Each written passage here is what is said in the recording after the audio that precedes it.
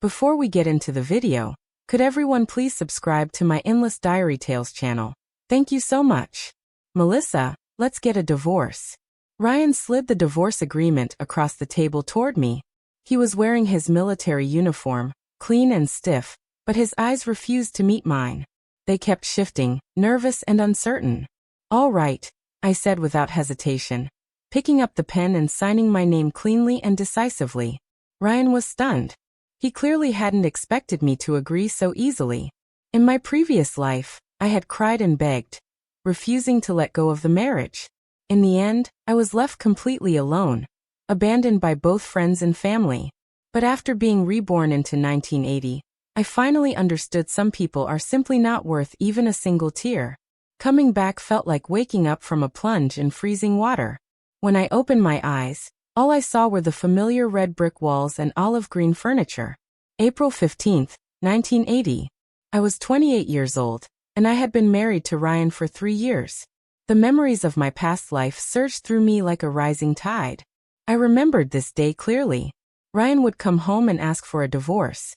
His reason? Incompatible personalities, and he had met someone else. Just as expected, at 3 p.m., Ryan pushed open the door in uniform. His face was dark and tense, and he was holding a document in his hand. Melissa, we need to talk. I set down the sweater I was knitting, looked at him calmly, and said, "Go ahead." He sat down across from me, fingers lightly tapping the tabletop, his usual nervous habit. Our marriage. He paused briefly, then continued. It might need to end. I raised an eyebrow. Oh, why? We're not compatible. Our values are too different. He rushed out as if wanting to get the words over with quickly. And you've met someone else at work.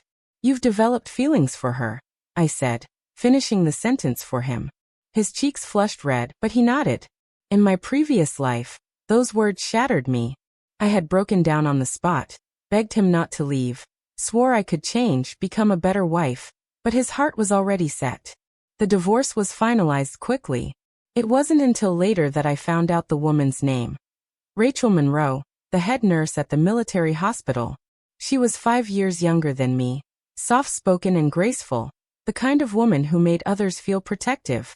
What enraged me most was learning that they had been seeing each other for half a year before the divorce. I had even stupidly helped create opportunities for them, thinking I was being considerate. After the divorce, I was thrown out of the military compound. I ended up in a tiny back room in Building B. I had no job, no income.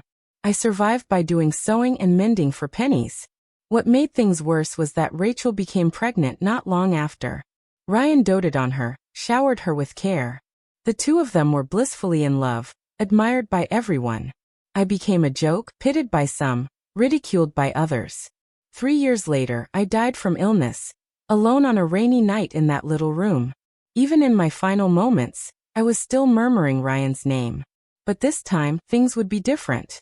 I stood up and walked over to Ryan. "You're right," I said. "We're really not right for each other." His eyes widened in shock. You really agreed to the divorce?" "Of course," I replied, my voice steady and calm. "Give me the agreement. I'll sign it now." He froze, clearly caught off guard by how straightforward I was. "Melissa, are you serious?" "Absolutely," I said, taking the document from him. I gave it a quick scan. "You can keep the house. I just want my personal belongings." In my past life, I had fought bitterly with him over that house. Looking back now, it was laughable. The place was part of Ryan's military benefits. After the divorce, I wouldn't have been allowed to stay long anyway. Rather than waste time and dignity, I'd rather walk away cleanly. I picked up the pen. I signed my name on the divorce agreement neatly, without the slightest tremble in my hand. Ryan picked up the document, his eyes lingering on my signature. A flicker of complicated emotion crossed his face. "Melissa, actually," he began. "There's no actually," I cut him off. "Since you've made the decision, don't regret it now." Ryan opened his mouth as if to say something, but in the end he said nothing. Instead, he signed his name at the bottom and handed me one copy. "I'll go handle the paperwork," he said. "Okay." I folded the agreement and put it away carefully. "I'll move out soon." Ryan gave a small nod and turned toward the door. Just as he reached the doorway, he suddenly stopped and glanced back at me. Melissa, Ryan. I looked him in the eyes. I wish you happiness. His expression shifted, and after a brief pause he turned and left. The room fell silent again. I sat down, staring at the divorce papers in my hands. The pain and despair I had endured in my previous life felt like they had only happened yesterday. But now, strangely, I felt an overwhelming calm. Maybe it was because being reborn had given me a second chance. Maybe it was because I finally saw Ryan's true colors. He wasn't worth my love, and he wasn't worth my hatred either. I was going to start over, live for myself. I stood up and began to pack my things. I didn't have much, just a few changes of clothes, some underwear, and a couple of jackets. I owned almost no jewelry, only a gold necklace my mother had left me. I did have a few books, mostly old textbooks from my time at the teacher's college. I packed everything into 2 bags, then looked around the room I had lived in for 3 years. Red brick walls, a concrete floor, 1 bed, 1 table, 1 wardrobe. As simple as it got, but it had once carried all my hopes for a happy marriage.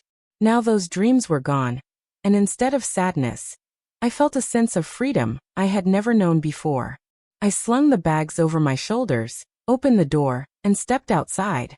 Downstairs, a few military wives were chatting. When they saw me walking down with bags in hand, they looked at me strangely. Melissa, where are you going? Is it true she and Captain Ryan are getting divorced? No way. Weren't they always lovey-dovey? Lovey-dovey my ass.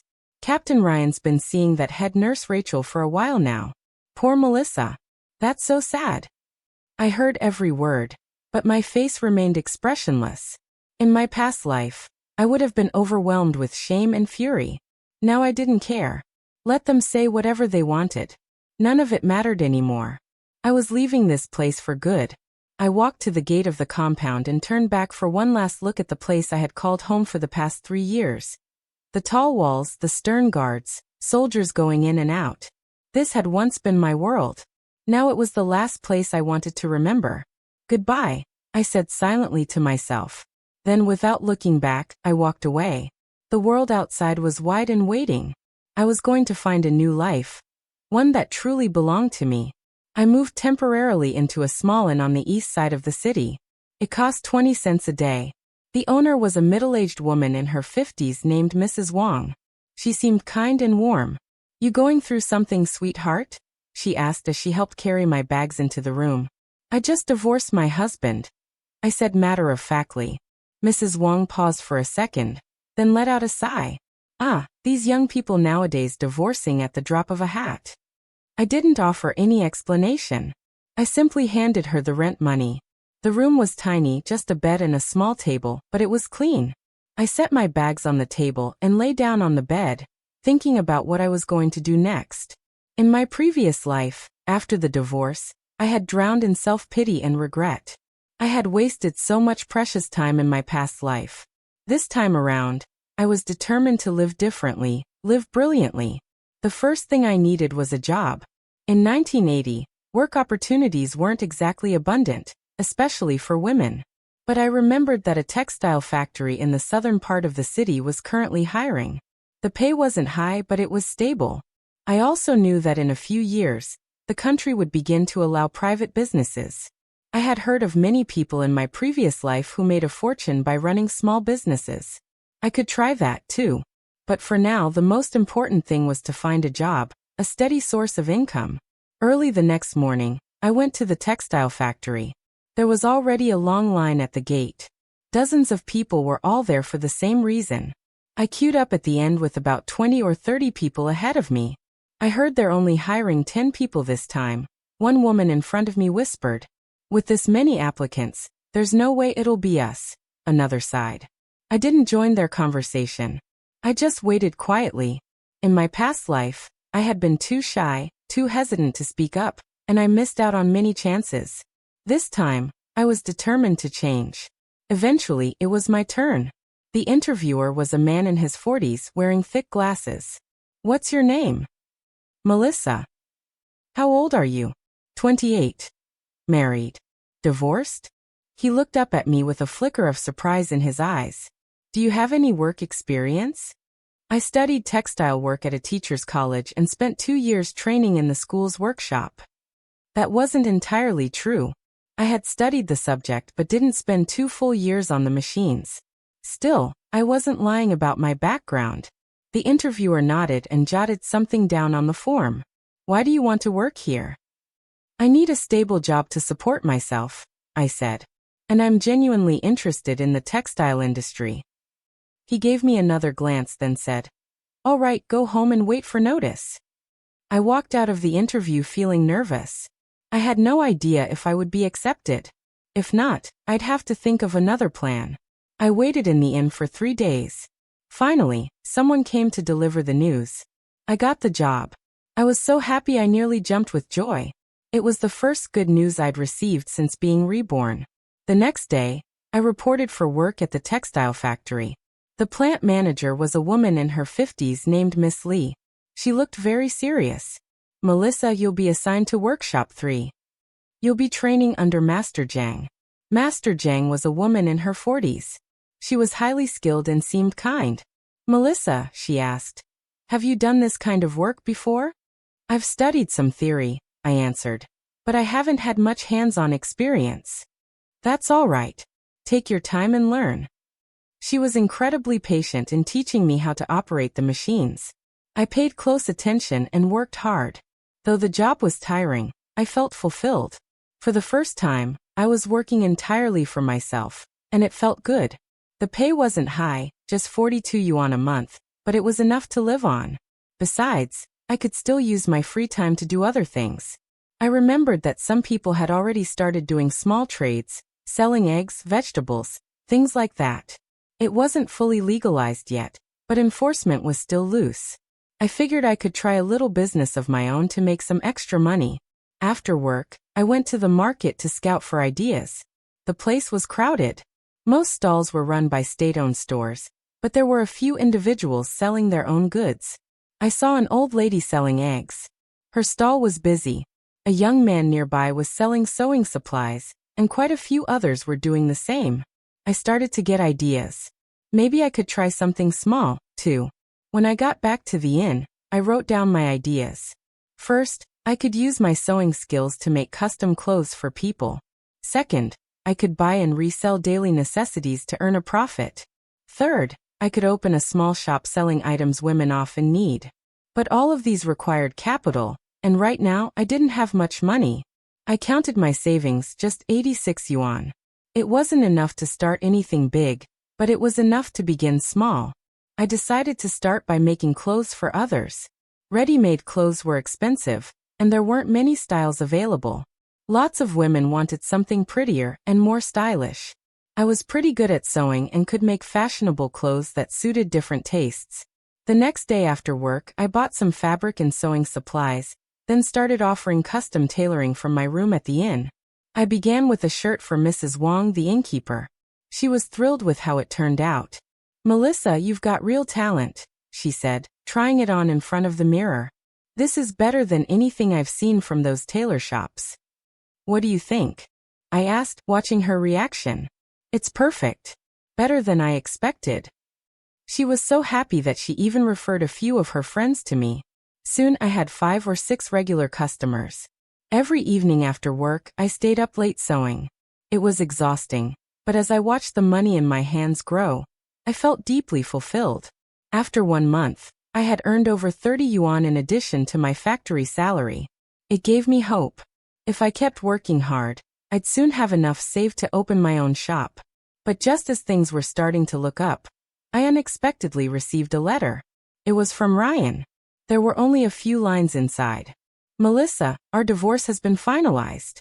Rachel is pregnant, and we're getting married next month. I know this might be hard for you to accept, but I hope you can give us your blessing. If you run into any difficulties, you can come to me. As I read the letter, a wave of emotion rose in my chest. In my past life, receiving this letter had shattered me. I had cried for days, as if the world had ended. But now, all I felt was bitter irony. He got another woman pregnant, and wanted me to bless their marriage. It was laughable. I tore the letter into pieces and tossed it into the trash. Ryan, we live in two different worlds now. Your happiness has nothing to do with me, and my future doesn't need your concern. I will live for myself, and I'll live better than both of you. After ripping up his letter, I felt lighter than I had in a long time. In my previous life, I lost sleep for days over that message. Now it barely moved me. I had more important things to focus on, like expanding my small business. Thanks to the past month's efforts, I had saved up over 100 yuan. It was time to seriously consider opening a shop. I found a promising spot in a small alleyway on the south side of the city. It was a storefront, modest in size but with good foot traffic. The landlord was an older man named Mr. Zhang. He seemed kind. "Young lady, what are you renting this place for?" he asked. "I want to open a shop to sell things for women." Mr. Tsang gave me a once-over. 15 yuan a month, deposit 30. I did the math in my head. That was manageable. "That works," I said. "But I'd like a long-term lease."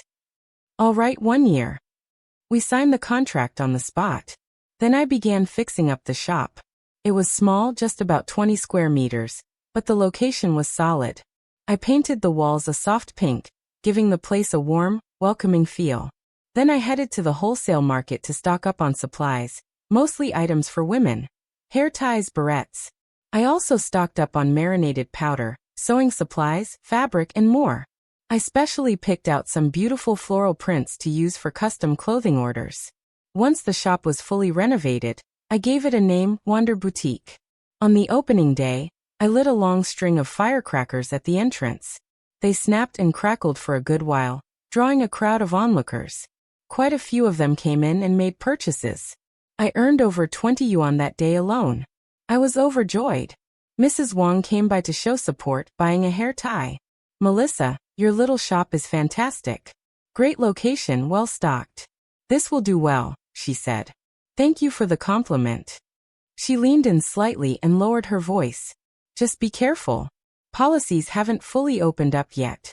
You don't want to give anyone a reason to come after you." I understood exactly what she meant. Running a private business was still risky in this era, but I figured it was worth trying. Worst case, I'd think of another path. After opening, the shop's business was steady. I worked at the textile factory during the day and ran the store in the evenings. It was exhausting, but seeing things gradually pick up gave me a deep sense of accomplishment. A month later, I was earning over 80 yuan a month. For the times, that was considered a solid income. I began to consider quitting the factory job and focusing entirely on my store. But just when everything seemed to be going well, something completely unexpected happened. One night, I was in the shop arranging inventory when I heard voices outside. "This is the place," someone said. I heard the owners, a divorced woman. I looked up and saw a group of uniformed officials. They looked like they were from the Bureau of Industry and Commerce. My chest tightened immediately and I hurried outside. "Officers, is there a problem?" I asked politely. "We received a report that you're operating an unlicensed business." "I have a business license," I said, pulling it out quickly. One of them took the document and examined it before saying flatly, "This license is fake." I froze. "That's impossible. I applied for it through the proper process." "Your individual business license is invalid. We'll be sealing the shop now." I watched as they posted a seal on the door, my heart full of resistance. I knew I had filed for that license legally. How could it be fake? The next day, I went straight to the bureau to ask for clarification. A middle-aged woman handled my inquiry with a cold and dismissive attitude. "There was an issue with your application materials," she said. "So the license is void." "What part of the materials was problematic?" "Your identification is invalid." I pulled out my ID card. "This is my official ID. How could it be invalid? It says you're married, but you marked yourself as single on the application." That's when it clicked. So that was the issue. I hadn't had a chance to update my ID yet. It still said married. But I was already divorced, so I thought listing myself as single was correct. "I'm divorced now. Here's the divorce agreement," I said, handing it to her. "This divorce certificate is fake." I stared at her, stunned. "What? That's impossible. We investigated. You and Ryan never filed for a legal divorce. I pulled out the signed agreement. We signed this together. This agreement doesn't count. You need a legal judgment from the court or a certificate issued by the Civil Affairs Bureau. And then I understood. Ryan had never filed for a legal divorce at all. He had only asked me to sign a private agreement, then went off to be with Rachel like nothing had happened. I had been deceived. Furious, I stormed out of the bureau and headed straight for the military compound. I needed answers from Ryan, but the guard at the gate wouldn't let me in. "Comrade, who are you looking for?" he asked. "I'm here to see Ryan." "And who are you to him?" "I'm his wife." The guard gave me a quick glance, then picked up the phone and made a call. A few minutes later, Ryan appeared at the entrance. When he saw me, his face tensed with discomfort. "Melissa, what are you doing here?" "I came to ask you something. Did you ever file our divorce paperwork?" His expression changed instantly. "About that, you never filed it, did you?" Ryan couldn't meet my eyes. "I am working on it." "Working on it?" I let out a cold laugh. "You're about to marry another woman and you're still working on it." "Melissa, please let me explain." "There's nothing to explain." I turned on my heels and walked away. "You'll be hearing from me." Back at the inn, I lay on the bed, replaying everything in my head. Why hadn't Ryan filed the divorce paperwork? Was he trying to avoid paying alimony? Or was there something else? Then I recalled some details from my past life, and suddenly things made sense. In that life, Ryan and Rachel did get married, but it wasn't until 3 years after my death, and only after Ryan had been promoted. That meant he had deliberately delayed the divorce, probably because he was worried it would hurt his career. In the military, an officer's private life was strictly monitored.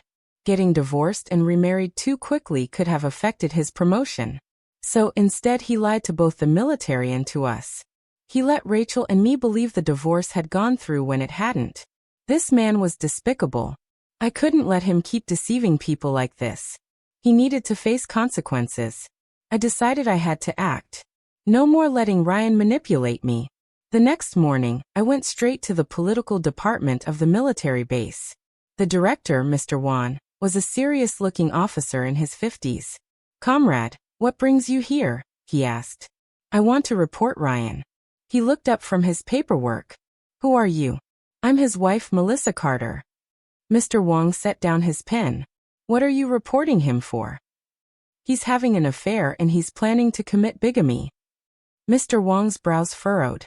"Do you have any evidence?" I pulled out the pregnancy certificate. "This is from his girlfriend. It states the child's father is Ryan Carter."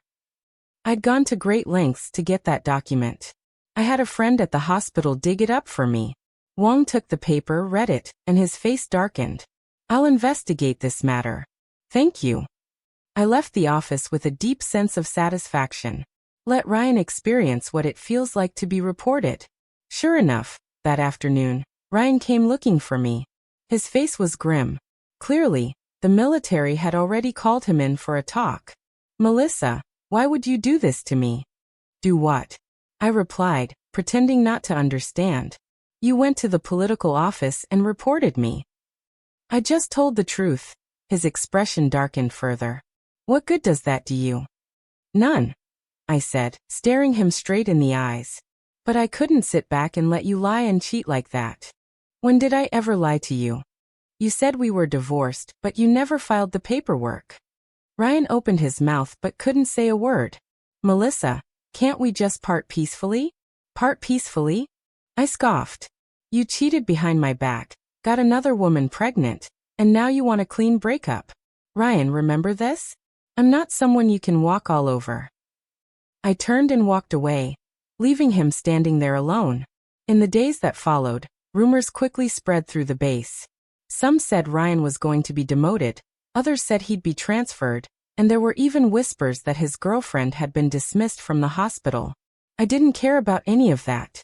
As long as Ryan paid the price for what he did, that was enough for me.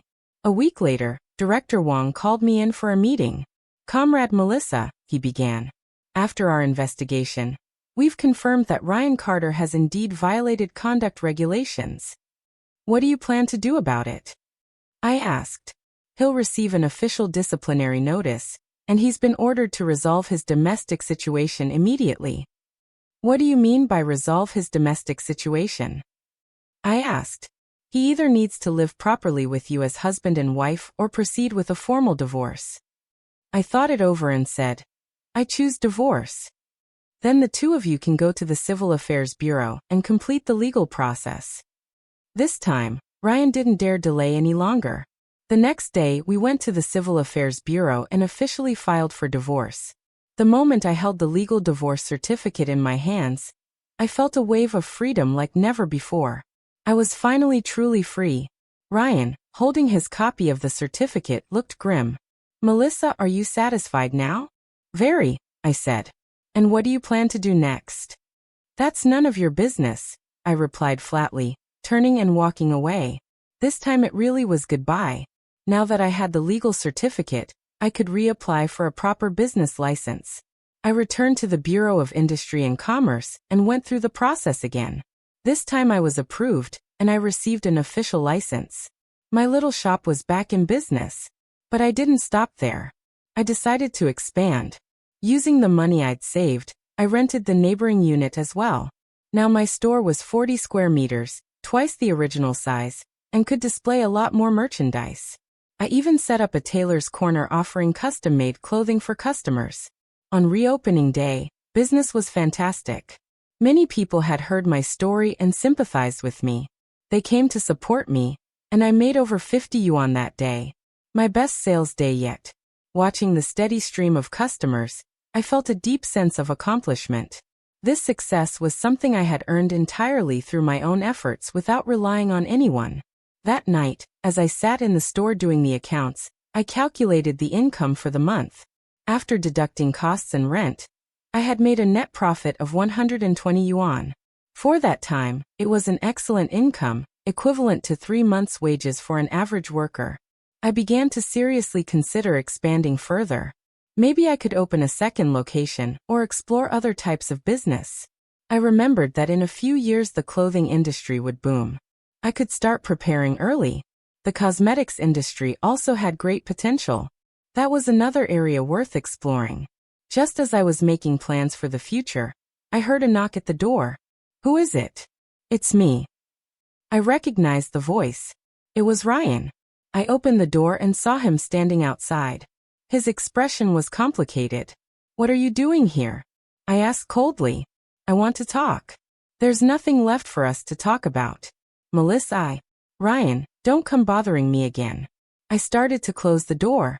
Wait, he said, reaching out to block it. I have something important to tell you. I looked at him, wary. I didn't know what trick he was playing this time. Speak. It's about Rachel, he said, pausing. She had a miscarriage. I froze for a second. I hadn't expected that. So, I said flatly, I want to get back together with you. My eyes widened. I couldn't believe what I was hearing. What did you just say? I said, I want to remarry you. I stared at him, and then I laughed. Ryan, have you completely lost your mind? Ryan's face darkened, but he still insisted. Melissa, I'm serious. Serious? I let out a cold laugh. Where was your seriousness before? I know I hurt you in the past, he said. But now I want a fresh start. A fresh start? I almost laughed out loud. You think I'm your backup plan? That you can come and go as you please? That's not what this is. Then what is it? Ryan opened his mouth, but nothing meaningful came out. I looked at him and suddenly a wave of anger rushed through me. Ryan, do you have any idea what I've been through these past months? While you were with another woman, I said, voice rising. I was living alone in a cheap motel. Melissa, when you and she were playing happy family, I continued. I was worrying about how to survive. I didn't know. You didn't know? I snapped. Because you didn't care. His expression darkened further. It's not like that. Rachel's miscarriage made me realize. Oh, now that your girlfriend's lost the baby. Suddenly you remember me? I scoffed. It's not like that. Then what is it? He looked at me, eyes filled with something like pleading. Melissa, we were married for 3 years. There has to be some feeling left. Feeling? I let out a bitter laugh. Where were those feelings when you betrayed me? I was wrong. I stared at him. You think saying I was wrong fixes everything? Then what do you want me to do? I want you to disappear from my life. Don't come back ever. His face tightened, but he still didn't leave. Melissa, we've come so far. Don't throw everything away over a moment of emotion. A moment of emotion? I shook my head in disbelief. You think this is just me being dramatic? Isn't it? He challenged. And in that moment, I finally understood. In his mind, I would always be the helpless little woman in need of rescuing. He never once saw me as an independent person. Ryan, I said clearly, locking eyes with him. Listen closely. I don't love you anymore. That's not true. It is. My voice was calm, steady. I truly don't love you anymore. You're just angry. You're saying that to hurt me. I'm not. I turned, picked up a mirror, and held it up to my face. Look at me. I'm doing better than ever. My skin looks better. I have more energy. You want to know why? I met his eyes again. Because I left you. Ryan's face stiffened. Do you know what it was like being with you? I continued. Every day I lived in fear that you'd abandon me. I never said I would leave you. No, but your actions spoke louder than words. I looked at him, almost amused. Did you think I'd wait for you forever until you got bored and came crawling back? I wasn't playing games. Then what was your relationship with Rachel? He opened his mouth again but still said nothing. Ryan, I have my own business now. I have my own life, and I don't need you. The moment I said it, I felt a huge weight lift off my chest. In my past life, I thought I wouldn't survive without Ryan. But now I knew I was thriving without him. He looked like he'd been hit in the face. Maybe he never imagined I would actually reject him. Melissa, just think it over. There's nothing to think about. I turned and stepped back into my shop, ready to shut the door. Wait, Ryan said suddenly. I have something to tell you. What is it? Rachel's miscarriage. It wasn't an accident. I froze. What do you mean? She was pushed. I frowned slightly. Who pushed her? A nurse named May, Ryan said. I thought for a moment. The name sounded familiar. Why would she push Rachel? Ryan hesitated. Because she has feelings for me too. My eyes widened in disbelief. You're telling me you were involved with two women at the same time? It's not like that. Then what is it exactly? May and I were just friends. Friends? I scoffed. What kind of friend gets so jealous she pushes a pregnant woman down? Ryan's face darkened with shame, but he still tried to brush it off. Melissa, that's not what matters now. Of course, it doesn't matter to you, I said coldly. After all, you're not the one who got hurt. I mean, he paused, then said, now that things have changed, we could start over. Start over? I stared at him. Do you think I'm a trash can here to collect whatever you decide to throw away? That's not what I meant. Then what did you mean? He opened his mouth again, but still couldn't say anything meaningful. I looked at him and suddenly I didn't feel angry anymore. I just pitied him. He still didn't understand. He had already lost the one woman who truly loved him. Ryan, leave. Melissa, if you don't leave now, I'll call the police. He looked at me, unwilling to give up, but in the end he turned and walked away. I shut the door behind him and leaned against it, letting out a long breath. This man might never understand. Some things once lost are gone forever. I would never give him another chance. I was going to live for me and live well. After Ryan left, my life returned to its rhythm. Business at the shop kept improving, and I began thinking about hiring help. I put a help wanted notice at the shop entrance, and before long, someone applied. She was a young woman in her 20s named Ruby. She looked sharp and energetic. I used to work at a state-run store, she said. I've got a lot of sales experience. I looked her over and found her quite impressive. Why are you leaving that job?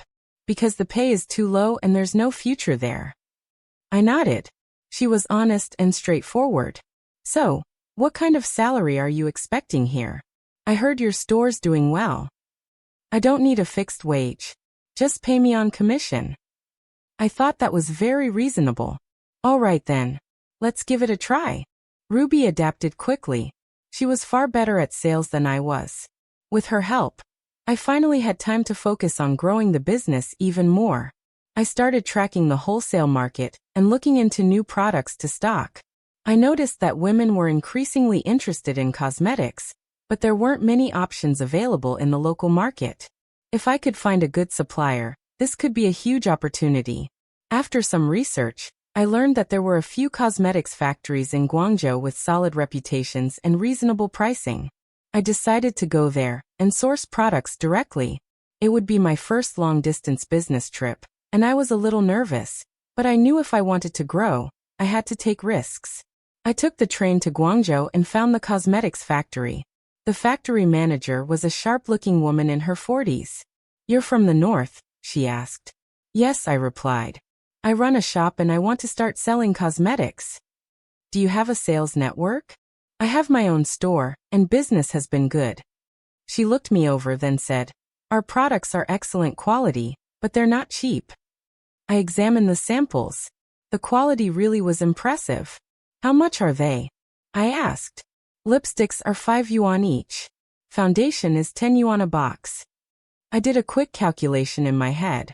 That was a high price for the time, but if sales went well, the profit margin would be significant.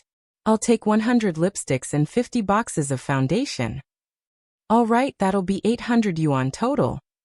As I handed over the money, my heart ached. It was every last bit of my savings. If I couldn't sell this stock, I'd be ruined. But I trusted my instincts. Cosmetics were going to take off, no doubt about it. I returned home with the goods. When Ruby saw the boxes, her eyes lit up. "Boss, these are going to sell like crazy." "Let's hope so." I placed the cosmetics in the most visible spot in the store and put up bright posters. On the first day alone, a number of women came in asking about them. "What's this?" "Lipstick. It makes your lips look prettier." "How much?" "8. You want a stick?" Even though the price was a bit high, people still bought. Within a week, I had sold half my stock. That's when I knew I was on to something. I went back to Guangzhou and restocked, even more this time. As weeks passed, my cosmetics business soared. More and more women became loyal customers, frequently returning for beauty products. My store's reputation grew, and soon I even had out-of-town customers making the trip just to shop. 6 months later, I had opened 3 branch stores across the city. My monthly income reached over 500 yuan, an astonishing figure for the time. I started thinking about expanding into other industries. I heard the real estate market had huge potential, though it required significant capital, more than I currently had. Still, I could watch the market and plan ahead. Just as I was mapping out my future, Ryan showed up again. This time he looked worse than ever, like something had gone seriously wrong. "Melissa, I need your help." "What kind of help?" "I've been reported." I froze. "Who reported you?" "Me." That name again. The nurse who had pushed Rachel. "What did she report you for?" "She said I had an improper relationship with her." I almost laughed out loud. Isn't that the truth? It's not. Ryan's face clouded. "We were just friends." "So why would she report you?" "Because I rejected her." I looked at him, a mix of scorn and disbelief washing over me. "So, what do you want from me?" "I want you to help clear my name." "Clear your name?" "I need someone to confirm that I'm a man of integrity." I nearly burst out laughing. "Ryan, do you actually think I would help you? We were once husband and wife." "Ex-husband and wife." I cut him off. "We're divorced." "But there is no but." I stared him down. "You made your choices. Now deal with the consequences." "Melissa, I really need your help." "Why should I help you?" Because Ryan hesitated, then said, "Because I love you." I couldn't help but laugh. "Ryan, do you even know what love is?" "Love is loyalty. Love is responsibility. Love is respect," I said, staring into his eyes. "Have you shown any of that?" His face darkened again. I realized now I was wrong. I sneered. "You always say you're sorry, but you never change. This time is different." "What's different?" "I truly want to start over." "Start over?" I looked at him. "Do you really think I'm still that same foolish woman from before?" Ryan stared at me, a flicker of surprise in his eyes. Maybe it was only just dawning on him that I had changed. "Melissa, you've changed." "Yes," I said, meeting his gaze. I've become smarter. I've become independent.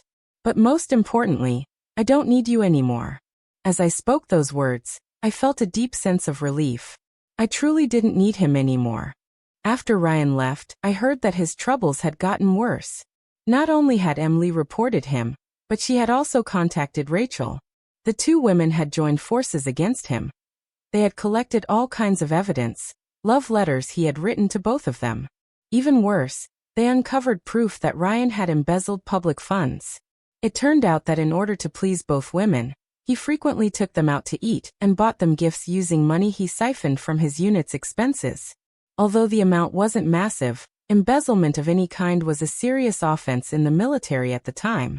An official investigation was launched quickly, and Ryan was suspended pending review. When I heard the news, I felt no sympathy at all. He had brought this on himself. I focused on my business, and my days were full and productive. My cosmetics brand had grown into a well-known name in the area. Many women took pride in using my products. I started considering trademark registration to create my own brand, an advanced idea for that time, but I believed it was where the future was heading. I found a designer and asked him to create a logo. The brand would be called Melissa Beauty, and the design featured the silhouette of an elegant woman. I was thrilled with the result. It felt modern and fresh. I also invested in beautiful packaging to give the products a more upscale appearance. The investment paid off. Sales doubled again. With demand growing, I began considering expanding production, even building my own factory. But just as I was planning the next step, someone completely unexpected showed up. That afternoon, I was working in the shop when a middle-aged man walked in. He wore a traditional Zhongshan suit and carried an air of authority. "Are you Melissa Carter?" he asked. "I am." "Who are you?" "I'm Ryan Carter's superior. My name is Mr. Tsiong." My heart tightened a little. I had no idea what he was here for. "Mr. Tsiong, what can I do for you?" "I'd like to speak with you regarding Ryan Carter." I asked Ruby to take over at the counter and sat down with Mr. Tsiong. "Mr. Tsiong, Ryan and I are divorced. His affairs have nothing to do with me anymore." "I understand," he said, studying me calmly, "but we hope you might be able to help us understand a few things." "What kind of things?" "Ryan's financial situation." I frowned. "I don't know much about his finances." "You were married for 3 years. You must have had some sense of his income and spending." I thought for a moment. To be honest, not really. He never let me handle money. Said he didn't want me spending recklessly. Looking back, maybe he just didn't want me finding out what he was doing. "So you weren't aware of any extra income he had?" I shook my head. "No idea." Mr. Tsiong gave me a long look, then said, "Melissa, I hope you'll cooperate with our investigation." "I'll do my best," I replied. "If you remember anything, feel free to contact us." He handed me a slip of paper with a phone number and left. I stared at the number for a moment. My feelings were complicated. I truly didn't know much about Ryan's financial situation, but I began recalling some details from my past life. He often bought expensive gifts. Where had that money come from? He frequently treated others to lavish dinners. How had he paid for those? At the time, I thought he was using his salary, but now I suspected there might have been another source. I decided to carefully go over my memories from that life.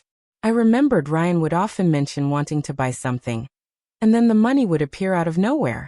He had once told me he had some extra income, but he never explained what that meant. Now it seemed likely those extra funds came from embezzlement. I also recalled a small notebook he kept filled with numbers. I thought it was work-related, but now I suspected it was actually a financial ledger. I decided to share all this with Mr. Tsiong. As much as Ryan had hurt me, I had no intention of covering up his crimes. The next day, I called Mr. Tsiong and arranged to meet. I told him everything I could remember, including the notebook. Mr. Zhang listened intently. "Do you know where that notebook might be?" he asked. "It should be in his office," I replied. "Good. We'll look into it." He asked a few more questions, and I answered honestly. When the conversation ended, he shook my hand. "Thank you for your cooperation, Melissa. It's the least I can do." "How have you been lately?" he asked, glancing around my store. "I'm doing very well," he nodded in approval. It's clear you're a capable woman. Thank you. Someone like Ryan isn't worth your grief, he added. I smiled. I'm not grieving for him anymore. After Mr. Tsung left, I got back to work. I knew Ryan's troubles were just beginning, but that had nothing to do with me anymore. I had my own life to live. Sure enough, a week later, Ryan was formally arrested. The amount he had embezzled was much larger than expected, enough to earn him several years in prison. When I heard the news, I felt nothing. No joy, no sadness, just calm. He had gotten exactly what he deserved. I continued growing my business and living a fulfilling life. My cosmetics line had now expanded to several cities. My monthly income had surpassed 1,000 yuan. I started considering real estate investment.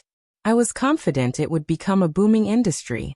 I also began studying English, preparing for the day I might do business with foreign clients. Life was becoming more exciting by the day, and I felt more confident than ever. I had completely broken free from Ryan's shadow. I was no longer the timid woman who depended on a man. I was an independent, successful woman. News of Ryan's 3-year prison sentence spread throughout the city. People talked about it constantly.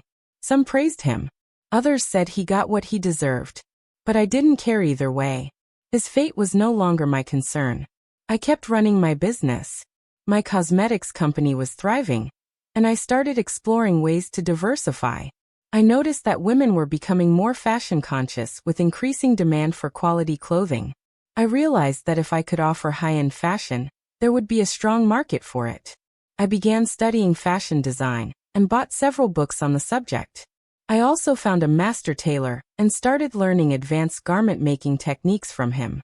After a few months of training, I had mastered the basics of dressmaking. I began creating high-end women's clothing, primarily evening gowns and cheongsams. The craftsmanship required was high, but so were the prices. A single evening gown could sell for up to 200 yuan, an extremely high price for that time, but wealthy women were willing to pay. The dresses were stunning and unlike anything available elsewhere. My clothing business took off quickly, becoming a premium local brand. Many officers' wives and businessmen's spouses became my loyal clients. My income had doubled again. My monthly earnings now exceeded 2,000 yuan. I started thinking seriously about buying a house. I didn't want to rent forever. I had my eye on a small traditional courtyard home in the city center. The owner was an elderly man whose son was moving overseas, so he was selling the property. How much are you asking for it? I asked. 30,000 yuan, he replied. I did a quick calculation in my head. That price was still within reach. Could you go a little lower? The lowest I can do is 28,000. I decided to buy it. This was the first house I'd ever owned, and having a place of my own gave me a deep sense of security. I renovated the home beautifully and bought some new furniture. I especially loved my study. It was filled with books of all kinds. I even planted flowers in the courtyard, making the entire home feel warm and full of life. After moving into my new house, my life felt even more fulfilling. Besides working every day, I spent time reading, painting, and gardening. This was exactly the kind of life I had always wanted. But just when everything was going smoothly, I received an unexpected piece of news. That afternoon, Shirao Hung burst into the shop looking anxious. Boss, there's a man here to see you. What man? He says he's from Shanghai and wants to talk business. Curious, I stepped outside to take a look. He was in his 30s, wearing a suit and carried himself with poise. Hello, I'm Eric Lee from Shanghai, he said. Nice to meet you. I'm Melissa. I've heard your cosmetics business is doing really well. I'd like to discuss a possible collaboration. I invited him inside, and we sat down to talk in more detail. I run a cosmetics company in Shanghai, he explained. We're looking to expand, and I'd like to carry your products in our stores. What kind of collaboration are you thinking about? I asked. I'll handle sales and distribution in Shanghai. You handle production and supply. And how do you propose we split the profits? 50-50ths, he said without hesitation. I found the proposal very reasonable and decided to give it a try. All right, let's do it. Great. Let's start by signing a contract. We drafted and signed a cooperation agreement, agreeing to start with one batch of goods to test the market. If sales went well, we'd expand from there. Eric returned to Shanghai shortly after, taking a batch of my products with him. A month later, he called me with an update. "Miss Su, your products are doing very well here in Shanghai. They're quite popular with our customers. We need to increase the supply." I was thrilled. This proved my products had market appeal. "No problem," I said. "I'll arrange production right away." He added, "Also, I suggest you come to Shanghai yourself to get a better feel for the market." I thought it was a great idea and decided to make the trip. It was my first time in Shanghai, and I was filled with excitement. The city was even more modern and bustling than I'd imagined, with skyscrapers everywhere. Eric gave me a tour of his company, which was larger than I had expected. "Miss Su, your products are selling very well here. Customers are giving us great feedback." "That's wonderful," I said. "I think we can scale up this collaboration. Maybe even consider opening a branch office here in Shanghai." I was intrigued by the idea, though a bit nervous. How much investment would that require? About 100,000 yuan. I did the math. That was still a bit steep for me. "Let me think about it." "No problem. Take your time." During my few days in Shanghai, I saw so many new opportunities. I realized that the consumption level there was much higher than back home, and people had a much greater appetite for high-end goods. If I could gain a foothold in Shanghai, my business could reach a whole new level. I decided to take the risk and invest 100,000 yuan to set up a branch there. It was nearly all of my savings, but I believed it was the right decision. After returning home, I immediately began preparing for the Shanghai branch. I needed to find the right personnel and go through all the necessary procedures. It was a big challenge, but I had confidence I could pull it off. I wanted my business to grow beyond one city to reach the whole country. Setting up the branch turned out to be more complicated than I had expected. I had to handle various registrations, business licenses, tax documents, bank accounts, and so on. It was particularly time-consuming to get all these done in Shanghai, and I had to run around to countless places. Thankfully, Eric Lee helped me a lot. He introduced me to some useful connections. After 2 months of hard work, the branch was finally established. I named it Melissa Beauty. It was located near Nanjing Road. I hired several employees, including salespeople and finance staff. On the grand opening day, business was booming. Many women in Shanghai came to try our products, and they were very pleased with the quality. In the very first month, the Shanghai branch reached 50,000 yuan in sales. I was thrilled. I knew I had made the right call. As time went on, the Shanghai branch performed even better. My brand became more and more well-known in the city. We even had customers coming in from other cities just to buy our products. I began considering opening branches in other locations as well. But just then, I received unexpected news. I was working at the Shanghai branch that day when I suddenly got a call from home. "Boss," Xiaoang said, "there's a woman here who wants to see you. She says it's urgent." "What woman?" "Her name is Rachel Monroe." I froze for a moment. I hadn't expected Rachel to come looking for me. "Have her wait. I'll head back right away." I rushed to catch a train and returned home. When I arrived at the shop, Rachel was there. She looked exhausted, completely different from the confident woman I remembered. "Melissa," she said, "I have something to tell you." "What is it?" "It's about Ryan." I frowned. "Didn't he already get sentenced?" "That's not what I mean," Rachel said as she looked at me. "I have a secret to tell you." "What secret?" "I was the one who reported Ryan for embezzlement." My eyes widened. "Why?" "Because he abandoned me." Rachel began telling her side of the story. It turned out that while she was with Ryan, he had promised her that he'd divorce me and marry her. But once she got pregnant, Ryan started to hesitate. He was afraid that a divorce would damage his career, so he kept delaying it. Then Emily Lee showed up, and Ryan got involved with her too. Furious and heartbroken, Rachel suffered a miscarriage. That's when she decided to take revenge. She gathered all the evidence of Ryan's embezzlement and turned him in. "I wanted to make him pay," she said. I listened to her story, feeling a mix of emotions. "So why are you here to see me?" I wanted to apologize. I took your husband and I'm sorry. I feel awful about it. I looked at her, finding it all a bit absurd. Rachel, do you really think you stole my husband? Didn't I? No, I said, staring right at her. You only helped me see his true colors. What do you mean? Ryan was never worth my love. Being with him was your loss, not my pain. Rachel looked stunned. She clearly hadn't expected me to say that. You don't hate me? Why would I hate you? I looked at her calmly. You're worse off than I am. What do you mean? You lost your baby because of him. You lost your job. You lost everyone who cared about you. Rachel's face turned pale. And me? I smiled lightly. Because I left him. My life got better. So Rachel, tell me, between the two of us, who's really worse off? She looked at me, eyes filled with a trace of envy. You're doing really well now. Yes, I am. I have nothing left. That was your choice, I said, still watching her. Suddenly, I felt a little sorry for her. She had thrown her life away for a man who was never worth it. Rachel, you're still young.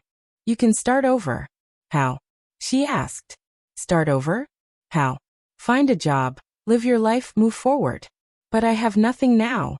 I thought for a moment and said, if you're willing, you can work here with me. You take me in? Why wouldn't I? But before that's all in the past. Rachel looked at me, her eyes misty. Melissa, thank you. No need to thank me. We're both women. We should help each other. Rachel started working at my company and did very well in her first month. She was hardworking and grateful for the opportunity one gave her. A month later, she made the decision to move to Shanghai. Melissa, thank you for everything. You don't have to thank me. You earned this. I'll never forget your kindness. Living your life well is the best way to repay me. After Rachel left, I continued to focus on my business. My company kept growing, and I became more confident with each passing day. I knew I had completely left the shadows of my past behind, and had truly started a new chapter. But go back.